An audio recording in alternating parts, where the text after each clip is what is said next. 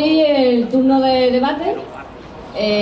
Lo que sí os ruego es que seáis breves para que podamos intervenir el mayor número de personas y comentaros que después, cuando termine lo que es la mesa redonda, hemos traído unas cosillas para comer y beber un poquillo y estáis invitados. Venga, pues quien quiera hablar que me levante la mano y yo lo acerco el micrófono.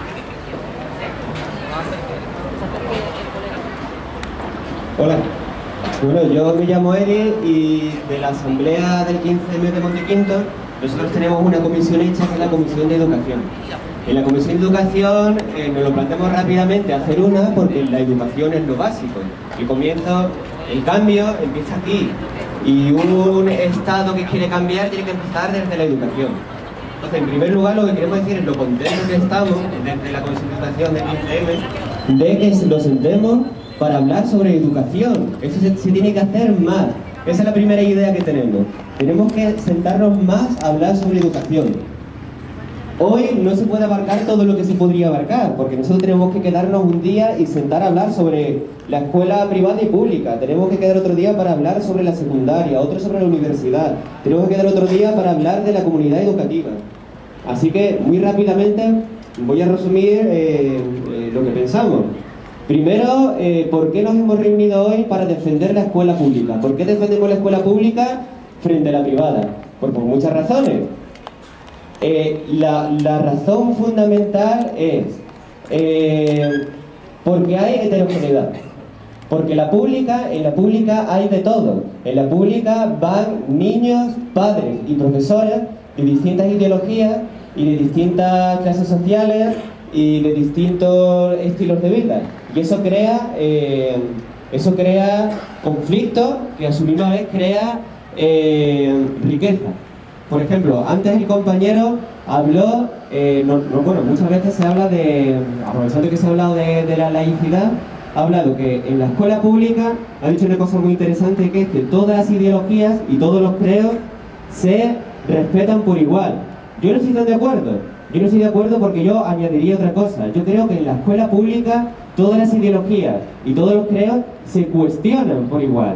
Eso es la escuela pública, un sitio donde yo llego, expongo mi credo y al exponerlo en la diversidad se pone a debate y yo aprendo y los demás aprenden de mí. Lo voy a poner con un ejemplo muy sencillo. Yo soy maestro de educación especial y he trabajado desde infantil hasta secundaria. Y en infantil, cuando llega un niño a la escuela, viene con la idea de casa de que es el niño más guapo del mundo. Pero cuando llega a clase y después de pasar el primer trimestre de clase, se da cuenta de que a lo mejor es el niño más feo de Europa y norte de África. Ahí ya hay un conflicto y ahí hay aprendizaje. Entonces el niño ya ahí aprende. Eso es lo que pasa en todos los ámbitos del aprendizaje en la pública. Y jamás podrá pasar en la privada, jamás. No podemos caer en el error de pensar que en la privada hay más calidad. ¿Calidad desde qué punto de vista? ¿Desde un punto de vista académico? ¿Desde un punto de vista humano? No. Por eso tenemos que defender la pública. Segundo, se ha hablado de la de la educación secundaria. Ahí es verdad que está el agujero negro de la educación española.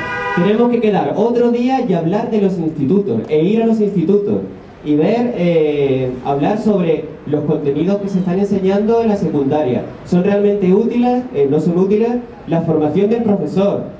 En secundaria cada vez hay menos maestros y más profesores. Hay más académicos que se le pone delante de un grupo de niños adolescentes y no saben cómo actuar.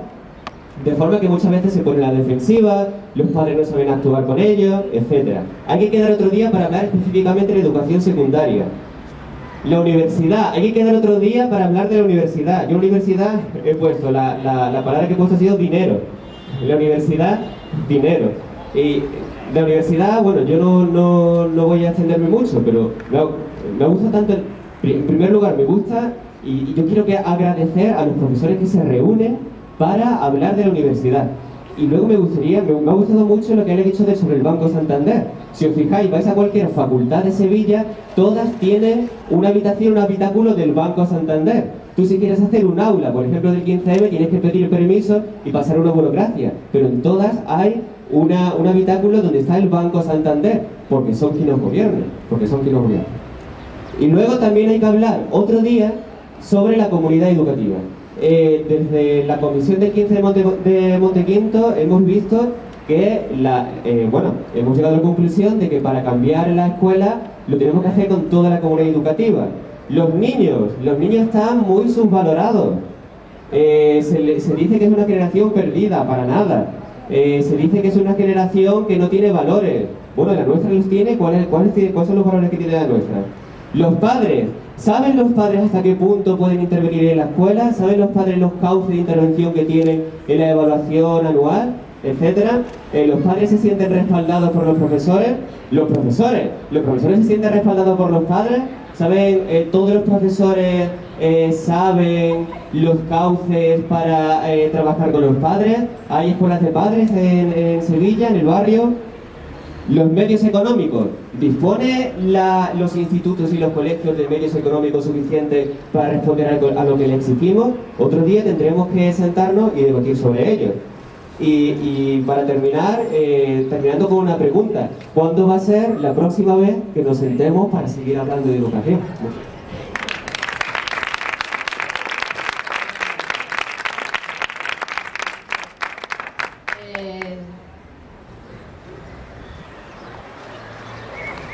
Hola a todos, yo soy alumna de universidad y también vengo de la rama de magisterio de educación especial. Y yo quería hacer una pregunta, tanto para los de la universidad como para la primaria, porque he estado haciendo mis prácticas y yo he visto que falta vocación, realmente falta vocación a la hora de estudiar magisterio. Y es muy triste llegar con toda mi ilusión, llegar a un aula y ver que los profesores solamente quieren al final del día cobrarse un sueldo, irse y se acabó. Entonces creo que no es cosa...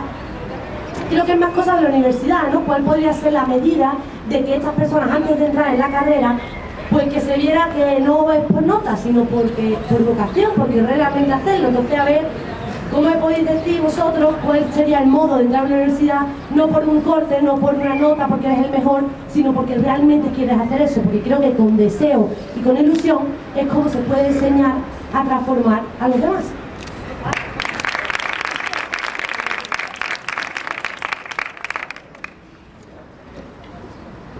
No te puedes imaginar lo que te agradezco la intervención, porque creo que es una cosa que se echa muchísimo en falta. Es como si todo el sistema educativo viviera uno a espaldas del otro. La comunidad educativa es un continuo, de manera que los de primaria tienen que saber qué está pasando en secundaria, y desde luego los que están en secundaria, en ciclo formativo y en bachillerato, tienen que saber lo que pasa en la universidad lo que pasa en todos. Creo efectivamente que ahí la universidad se encerró a su formación académica sin darse cuenta de cuando los chavales y las chavalas llegaban a las aulas no sabían lo que estaban estudiando. La universidad tiene que hacer un esfuerzo muy grande de explicarle a la gente que se está formando para una determinada cosa que debe ser vocacional, que uno no trabaja de maestro, no trabaja de médico, es maestro. Debe ser identitario, debe ser una cosa que te llene completamente en tu vida y que te permita, precisamente en estos dos ejemplos que he puesto, nada menos que trabajar con la formación y con la salud de la gente. Así que efectivamente creo que, no sé de forma general, sí conozco en el ámbito de la Universidad de Sevilla, está haciendo un esfuerzo muy grande donde se tiene que hacer, que es moviendo la universidad hacia los centros de secundaria, para que antes de tomar una decisión tan importante como es la carrera que vas a seguir, que debe ser un aprendizaje continuado, que va a ser tu vida a partir de entonces, se haga desde el principio de la vocación, no de la nota o del sueldo que te vaya a producir, que eso es otra de las grandes historias que se producen con esto. La pregunta de ¿y te va a poder colocar esto? Bueno, pues no, resulta que los nichos de empleo se tienen que crear desde la vocación. Precisamente la gente que es más creativa es capaz de transformar las cosas en riqueza. Por eso la escuela pública es rica y las otras no, porque la riqueza está en la variedad, en plantearse problemas, y en plantearse problemas en descubrir las soluciones. Eso es lo creativo y eso es lo que tiene aprendizaje, y eso hay que hacerlo desde las aulas también. Así que gracias.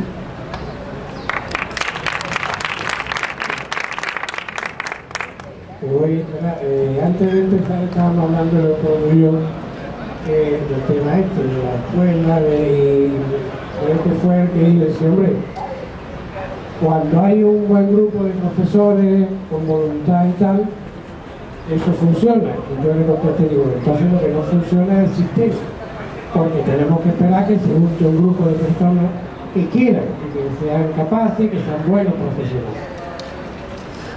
tiene que haber un sistema en el cual no tengamos que estar pendientes de que casualmente nos reunamos unos cuantos que queramos hacerlo bien. El sistema tiene que garantizar ya esa profesionalidad, y es lo que falla. Siempre en todos